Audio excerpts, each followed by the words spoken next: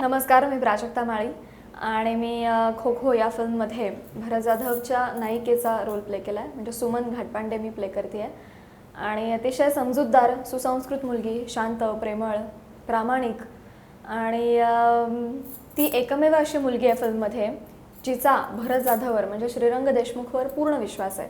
श्रीरंगला जे 7 पूर्वज दिसत आहेत ते इतर कोणालाच दिसत नाही आहेत, फक्त त्याला दिसत आहेत.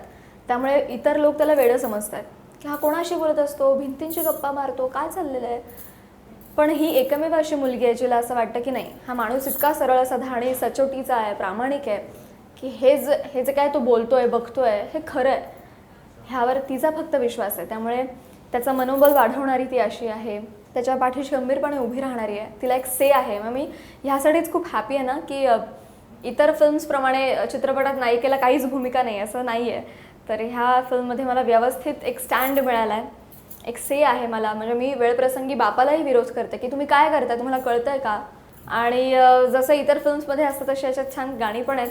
3ही गाण्यांमध्ये मी आहे आणि एक गाणं तर खास मी आणि भरत दा मग दोघांवर चित्रित झालं आहे. सो आय एम हॅपी की मला केदार सरांनी माझ्या या पहिल्याच डेब्यू फिल्ममध्ये खूप उत्तमरित्या प्रेझेंट केलं आहे. मी सुरुवातीला actually I am basically classical dancer. मी खूप लहानपणापासून भरतनाट्यम शिकत आली आहे. मी इनफॅक्ट पुणे विद्यापीठाच्या ललित कला केंद्रातून परफॉर्मिंग आर्ट्स डान्स भरतनाट्यममधून BA आणि MA केलं आहे. सो डान्सची बेसिकली बॅकग्राऊंड होती. त्यानंतर मी अँकरिंग शोज केले झी मराठीवर, ETV मराठीवर, सामवर.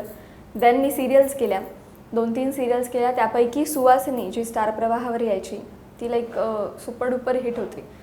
तिला खूप चांगले कमेंट्स होते आणि आता डिसेंबरमध्ये ती ऑफर गेली आणि जशी सुवासिनी संपली विदिन 15 डेज मी या फिल्मसाठी शूट करत होते. आणि केदार सरांनी बेसिकली मला सगळ्यात पहिल्यांदा सुवासिनीमध्ये पाहिलं आणि मग त्यांना बघितल्यानंतर मी त्या सुमन या कॅरेक्टरसाठी फिट वाटले. आणि मग एके दिवशी वन फाईन डे मला प्रोडक्शन हाऊसमधून फोन आला की अशी फिल्म करतोय, केदार सर डिरेक्ट करत आहे, तुला करायला आवडेल का. आणि नाही म्हणायचा काही चान्सच नव्हता. सुरुवातीला मला जरा प्रेशर होतं की बापरे, आपण डिरेक्टली सुपरस्टार्स बरोबरच काम करणार आहोत, मध्ये काय हायच नाही. राईट फ्रॉम केदार सर पण एक एस्टॅब्लिश डिरेक्टर आहेत. त्यांची पहिली फिल्मच एवढी ग्रेट रित्या सक्सेस झाली. त्यामुळे येस, मला खूप टेन्शन होतं. पण ते फक्त पहिले 2 दिवसानंतर मी त्यांच्या फॅमिलीमध्ये म्हणा, त्यांच्या ग्रुपमध्ये म्हणा, इतकी व्यवस्थित इन्व्हॉल्व झाले. मी म्हटलं त्याप्रमाणे मला आधी टेन्शन आलं होतं कारण मी डिरेक्टली सुपरस्टार बरोबरच काम करणार होते आणि तेही केदार सरांच्या फिल्ममध्ये. मध्ये कोणी स्ट्रगलिंग पिरियडमधलं असं कोणीच नव्हतं, सगळेच सुपरस्टार्स आणि वेल नोन चेहरे होते. त्यामुळे येस, पहिल्यांदा मला जरा टेन्शन होतं. पण मी म्हटलं त्याप्रमाणे की फक्त 2 दिवस मला टेन्शन होतं. 2 दिवसांमध्ये त्यांनी मला इतकं कम्फर्टेबल करून घेतलं, इतकं व्यवस्थित वागवलं. मला एका मूव्हमध्ये सुद्धा असं कुठे जाणवलं नाही की आम्ही कोणी ग्रेट आणि तू नवीन नौखी वगैरे, असं मी कुठेही जाणवू दिलं नाही, कधी असं ट्रीट केलं नाही. इनफॅक्ट मला माझा जे कॅरेक्टर होतं ते समजावून ते सांगायचे, तू हे वर्कआउट करतेस पण हे पण वर्कआउट कर, हे टायमिंग हे मस्त येतं आहे पण हे या टायमिंगवर पण काम कर. ते असं मला माझ्या कॅरेक्टरविषयी पण ते मला सांगायचं. मला त्यांनी माझं कॅरेक्टर डेव्हलप करायलाही खूप मदत केली. केदार सरांनी तर केली पण को आर्टिस्टनी. सो मी खूप कम्फर्टेबल होते सेटवर आणि धमाल एक्सपिरियन्स होता, खूप रिफ्रेशिंग होता.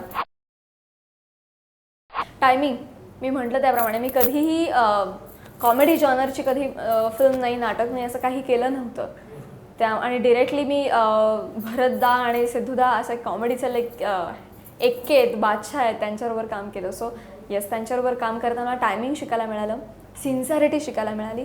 मग एक दिवस असा होता, मी पण बऱ्यापैकी वेळेत पोहोचले होते, पण एके दिवशी आमचं रात्री 11ला वगैरे शूटिंग झालं होतं आणि आम्हाला घरी पोहोचेपर्यंत 1-1:30 वाजला होता. आणि मग तिथून पुढे झोप वगैरे आणि परत लवकर निघायला लागणार होतं. सो झोप खूप अर्धवट होती. 7चा कॉल टाईम होता आणि मी 7:30ला आले.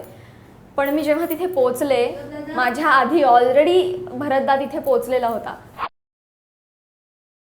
मेसेजविषयी तर मी म्हणेन केदार सर खूप छान बोलतील, पण मी माझ्या सगळ्या एज ग्रुपविषयी बोलेन की आताच्या एज ग्रुपला आम्हाला ज्या गोष्टी हव्या आहेत त्या सगळ्या फिल्ममध्ये आहेत.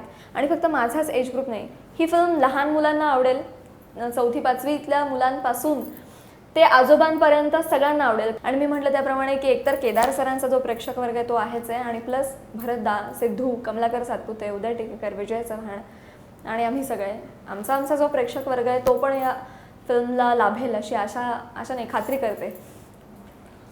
Thank you so much.